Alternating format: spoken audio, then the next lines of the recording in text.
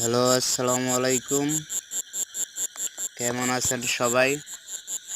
আমাদের ময়মনসিংহ বিভাগের নেত্রকোনা জেলা, আমাদের গ্রামের দৃশ্য দেখেন কি সুন্দর।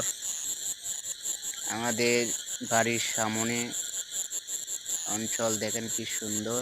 আমাদের এই জায়গাও জমি আছে, দেখেন কি সুন্দর দেখা যাচ্ছে।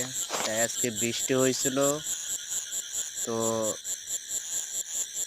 রাতের ১টার পর থেকে মিটি বৃষ্টি আসে। সকালে প্রচণ্ড বৃষ্টি হয়েছে, তাই একটু পানি জমে গেছে।